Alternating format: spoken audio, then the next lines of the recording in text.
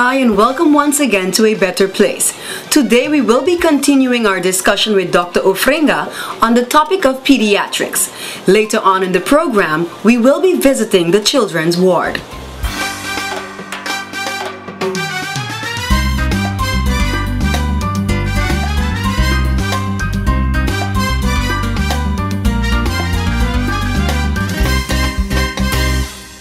The same nail color day after day. Not me. New Revlon Top Speed Nail Enamel. Cool color with a built-in top coat that sets in just 60 seconds.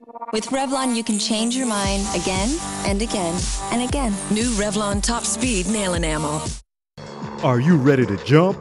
Yeah, I've got the very pretty insurances parachute. Is that a good quality parachute? I don't know, but all the things they told me about it sounded very pretty. Well, okay then. Let's do this.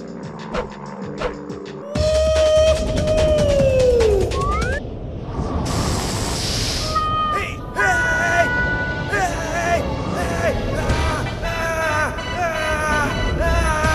Gotcha! Hey, I've got you, man. Relax. I've got you. I gotta get myself one of those Henderson Insurances parachutes. The right coverage when you need it.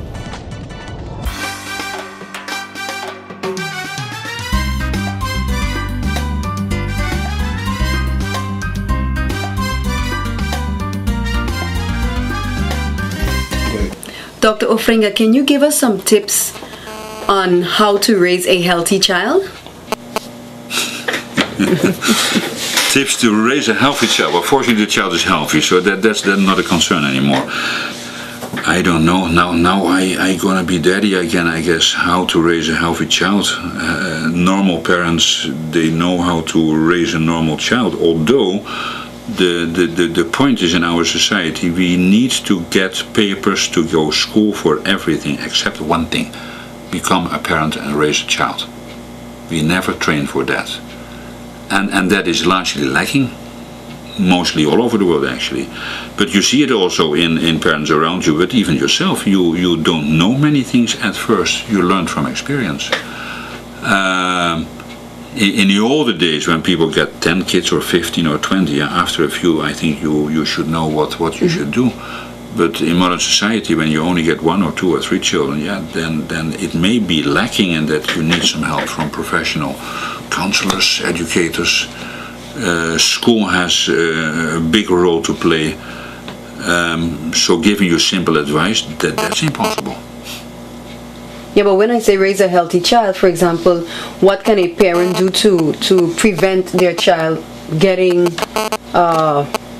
the cold, or is that inevitable? You get it no matter what. Once you're in school and you come in contact with other children, if they have a cold, it's passed on. So that's basically what I wanted to ask. Are there ways of preventing certain illnesses?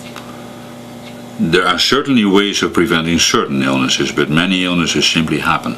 Okay. The normal cold, not preventable. The only way to prevent certain things, for instance, allergies, is to avoid the allergen.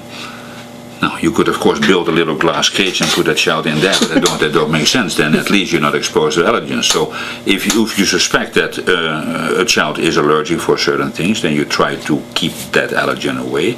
Now, most of the kids are allergic for the house dust mite. Now, then the only reasonable thing to do is to keep the immediate place where the kid is most, and that is his bedroom, keep that place dust free. No carpets, no stuffed animals on the bed, etc., etc. Then as a mommy you do what you can do, but you can't change the world. Keeping the child away from a little rainy weather or a little draft, I'm so sorry, it is well intended and many people think that's the way to do, but it don't make a difference. You get that type of cold anyhow. Walking or bare feet or with slippers on the floor, some people believe you get a pneumonia if you don't wear slippers. I have a different belief. Standing in front of a fan should provoke colds.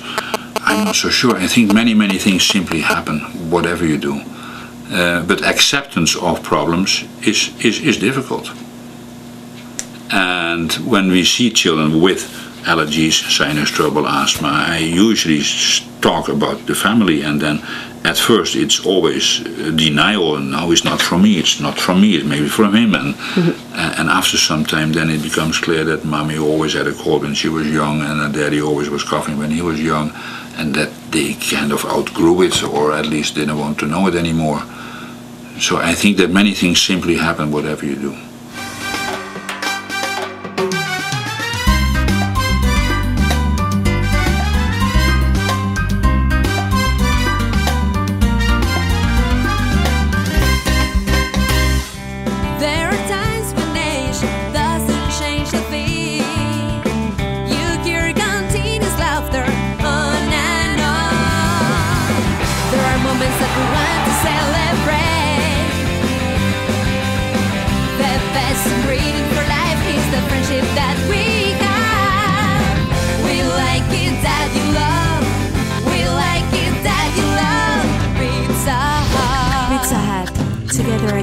A good party, a splash of red wine, a lingering memory. So we invented our Scotch-Brite Easy Erasing Pad that cleans surfaces, and with a flip, the white polymeric foam erases ingrain stains forever. Scotch-Brite, smart, simple and clean.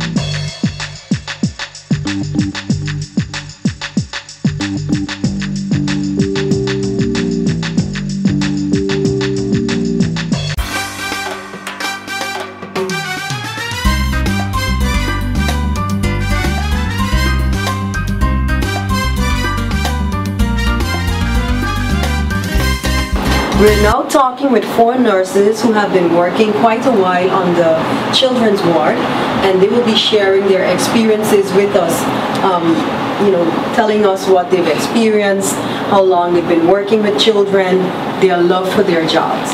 Ladies, feel free to answer. Any one of you can answer when I ask a question. We have been speaking to Dr. Ufringa concerning pediatrics and his work as a pediatrician, and we know that most of you work with him.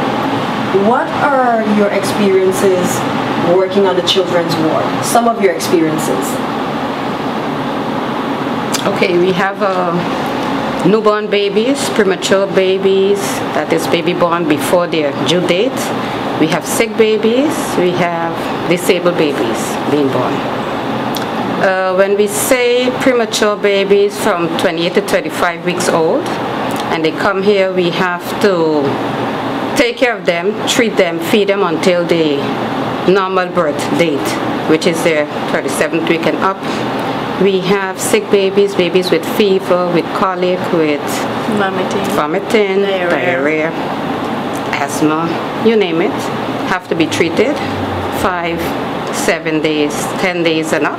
Depends on the severity of the case. The pediatrician give us an order and we fulfill it. Okay. Shana, yes. Can you tell us how long have you been working on the children's ward? For now, 2 years I've been working on the pediatric ward after I finished my registered nursing course in the hospital. And my experience for working here was very challenging. Why would you say it has been challenging? Because you come across a lot of different cases.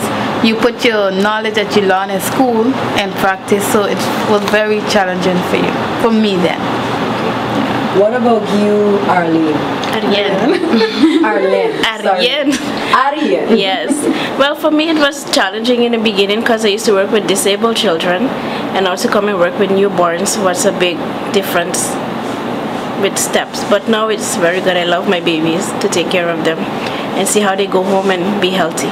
Okay, you said you used to work with disabled children. Yeah. Were you working with the disabled children here at the St. Martin Medical Center? No, at the Sister Basilia Center. Oh, at the Sister Basilia Center. Do you, Miss Deborah just mentioned that you also work with disabled children here. Yeah. How has that experience been, and what kind of disabilities are we talking about? What disability? Physical and mental handicap.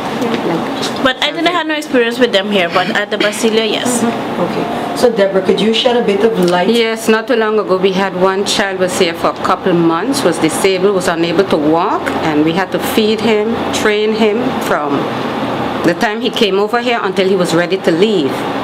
From lifting him from the bed to the wheelchair, in the wheelchair, getting therapy to learn to walk at the center over there, and then on his own. And now he's doing well. Yes, and what caused his disability? An accident. Okay. Motor vehicle accident. And how old was this child? 14. 14 years old. Wow. But we also have smaller children that come in, disabled with complaints, diarrhea, rash, whatever, treated, help them, get therapy, and then go back. But have you ever had a case where you would say that a child came in and unfortunately that child did not get better? No, not unfortunately, because if we are limited here, the child is always referred. Flown out. So Most of the time they stay until they get a little better, but not completely as normal as how they're supposed to be. But with the care, they go a little better than when they come. What about you, Lucia? Can you share any of your experiences with us? I always work at the children ward. Before I came here in my country, I worked 12 years in the NICU, neonatology, and now I came over here. I already 2 years here, nearly 2 years. I'm still in the children ward working, and I enjoy it. We are now still in the children's ward, and we're now going to be speaking to Ms. Deborah about newborn babies who are put in an incubator. Could you explain to us what is going on right now with this newborn baby? Okay, right now we have a newborn baby, a premature baby, and after 3 days the baby developed jaundice, which is yellow, tinging the skin and eyes. This is artificial sunlight, which we call the phototherapy lamp. The baby is placed under this lamp with the eyes protected for 24 hours. The baby is fed breast milk or bottled milk. It also has an IV tube, intravenous feeding through the veins. And he's thriving, he's developing well, drinking well, stooling everything. This baby has to grow some more. He's only 35 weeks. And according to standard, the bilirubin, lab work is done every day where we take blood from the baby. Once the value is 10, the bilirubin is 10, the phototherapy will stop. So what is that amount right now? Right now it's 11.6, it has to go down to 10. So tomorrow again we'll do some lab work, and depending on the outcome, the phototherapy will stop. And how long can you say have babies stay in this incubator? Incubator, 1 week, 10 days, it depends on the age and the striving of the child.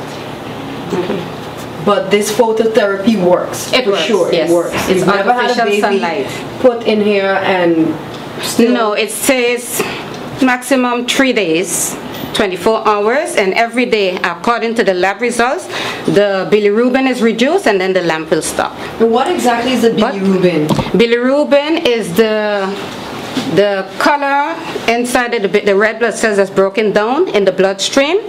The jaundice, which is the yellowness, the tinge in the skin, that is what causes it to be yellow. It has to be reduced. Okay.